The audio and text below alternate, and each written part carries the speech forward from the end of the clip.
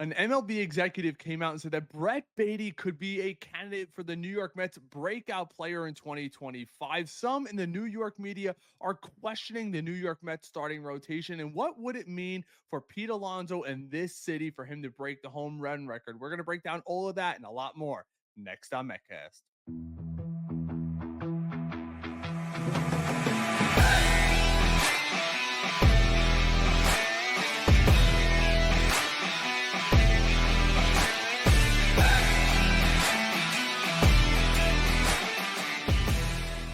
All right, spring training is finally done with. That felt like it took forever. Yes, I was down there in February, and now it is the end of March.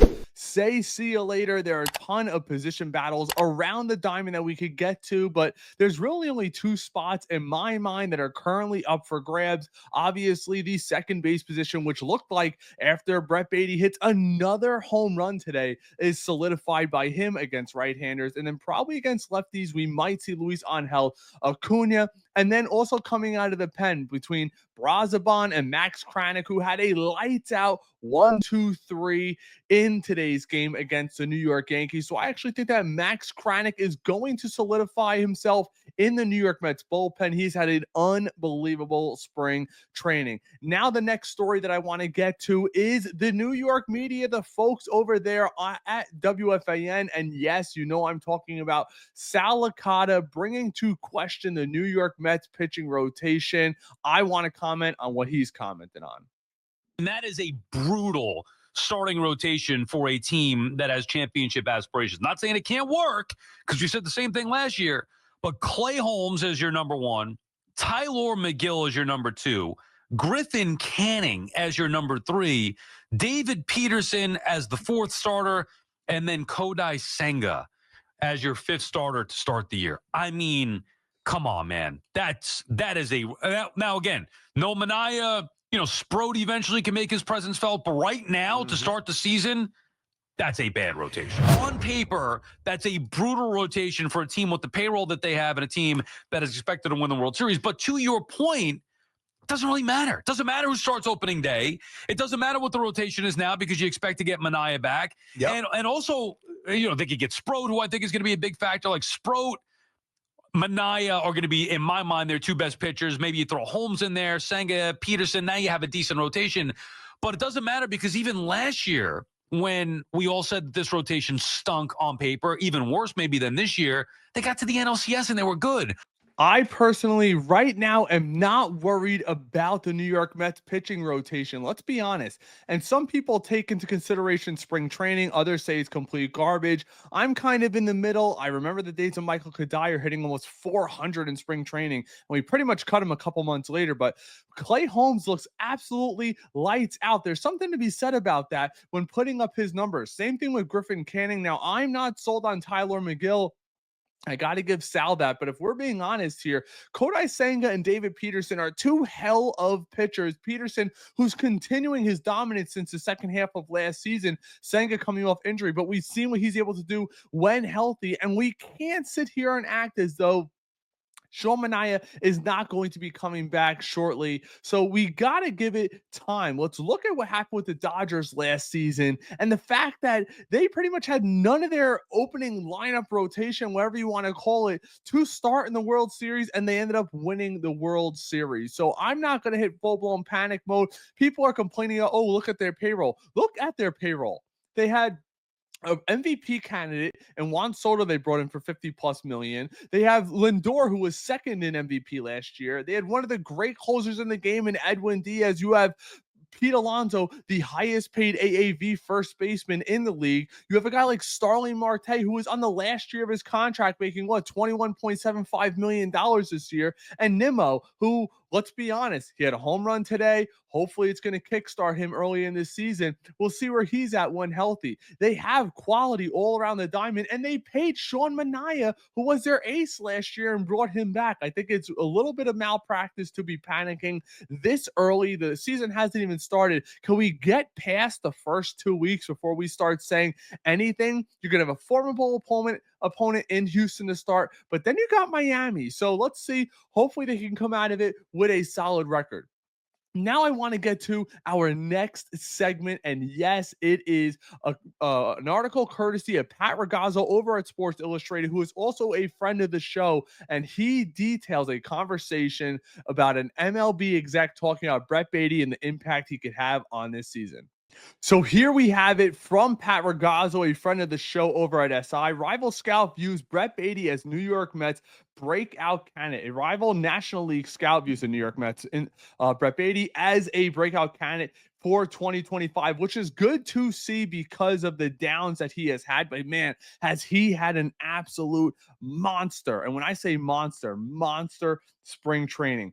First, it was Mark Vientos who burst onto the scene with the New York Mets last season. Now it could be Brett Baty's turn in 2025. Baty had a monster spring, slashing 347, 439, 694. Oh my gosh, check out this OPS. 1133 OPS, 3 home runs, 10 RBIs, and 10 Grapefruit League games. Those are absolute absurd numbers. And I know Brett Baty had a very solid spring training last year, so people are worried about the letdown, but I think he's going to have a different type of mental maturity about him this season. He kind of knows his place. He's fighting for that second base shot, and he's going to be given a reasonable shot at it. He has also smoothly transitioned to second base position, where he appears to be the front runner to fill in for the injured Jeff McNeil to start the regular season. With Mark Vientos overtaking Baty at third base in late May of 2024 and not looking back, Baty has a shot to solidify his mark as an everyday player for the New York Mets this season, but the second base instead of third, which obviously because Vientos is not going anywhere when it comes to third base unless he has a massive crash of sophomore year, which nobody sees coming. And according to one rival National League scout, Baty is a prime breakout candidate for New York this year. And another thing that's good is Baty's going to be hitting down low in the order. He's not going to be asked to do a ton, and it looks like he's finally lifting the ball. And that's what the New York Mets have wanted him to do for a while. The exit velo has always been there, but they don't want to see ground balls. They want him to start lifting the ball more. Quote, Baty is a guy with a proven track record in the minor leagues, the rival scout told Mets on SI. He was unprecedented in 2023 by ex-Met manager Buck Showalter due to his affinity for older veterans, which we all know because Buck always wanted the veteran, never wanted to play the kids. It's always been a gripe of Buck's, but is a perfect candidate for a breakout campaign with the open-mindedness of the current front office. Obviously, Mendoza, newer type thinking. Same thing with David Stearns. In the past, this is the kind of player that blossomed under Stearns in Milwaukee, and I totally agree. That is a perfect quote right there. That's something that can't go understated. The impact that David Stearns can have on not only the pitching staff, what we've seen, but the lineup. You saw MLB come out. MLB.com ranks the Mets number 2 right now in their top 30 lineups. And there's a reason for that. Baty, as a 23-year-old, received 108 games as the Mets third baseman in 2023, but struggled mightily with a 212 slash line. We see all the slash lines. We know they were awful at bats before getting demoted to AAA Syracuse last season under first-year manager Carlos Mendoza. Baty got off to a hot start but fizzled out, which led to another demotion after 50 games. Only this time, Vientos emerged as a star and claimed the third base job.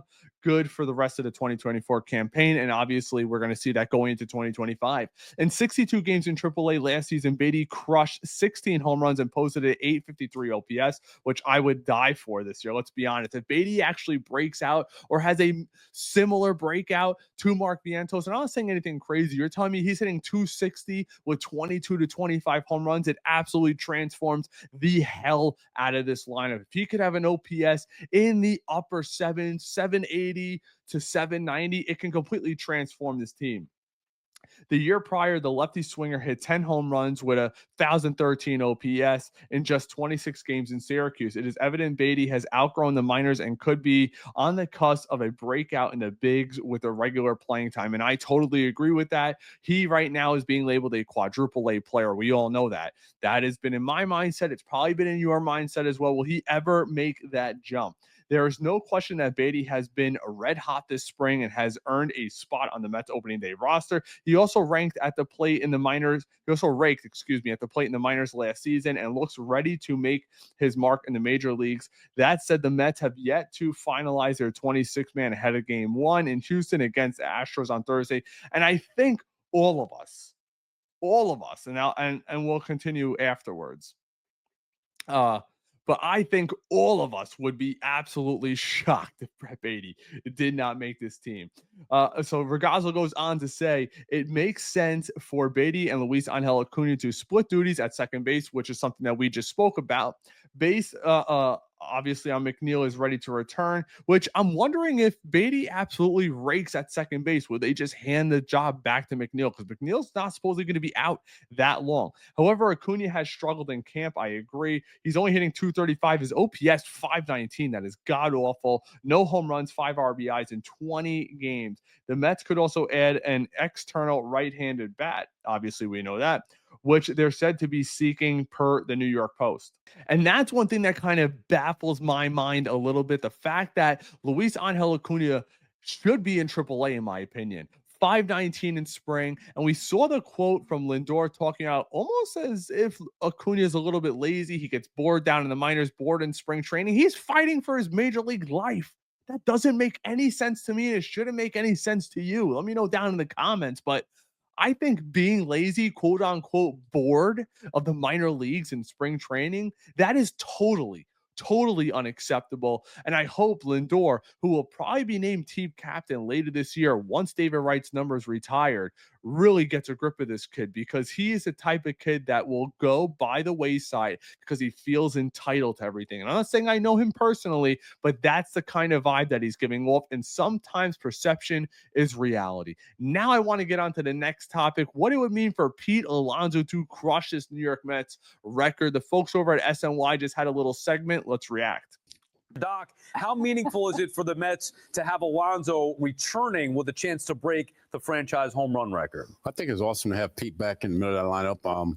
He set the bar so high early in his career, and so last year everybody thought was an off year. He had 34 home runs, 88 RBIs. Anybody else would take that. So unfortunately, he's going to probably break Darrell's record at All-Star break. You know, it's sad, but to give you guys a trivia, me and Pete will have the home run records, me as a pitcher for the Mets and him as a Met. And we both are from Tampa. And myself, like Doc, would love nothing more than Pete Alonso to break that New York Mets home run record, because I actually think that Vladdy's going to end up somewhere else. And I think Pete's going to be here long term. And I'm not totally opposed to it. Hopefully the pressure is off of him this year. I wouldn't be opposed if he's raking during the season to giving him a long-term extension. I think Scott Boras might have learned his lesson that maybe if your guy's not a total complete superstar, now saying Pete's not a star, he's a star in New York, but maybe not viewed that way around the entire league, to let him be where he wants to be. And clearly he wants to be a New York Met. But that's all I got for you guys today. If you're enjoying this content and sticking around, give us a thumbs up. And if you're really enjoying it, subscribe, share it with a friend. And I am so excited for opening day coming up. Dan and I will be having a couple of lives where we will be doing giveaways. And we do have an awesome giveaway coming up tomorrow. It will be launched over at X. It will be a limited edition New York Mets bobblehead, courtesy of our friends over at Focal, who have partnered with us over the years. Again, if you're enjoying this content, make sure you give it a thumbs up, hit that like button, and we will see you guys again shortly. As always, let's go Mets. Take care.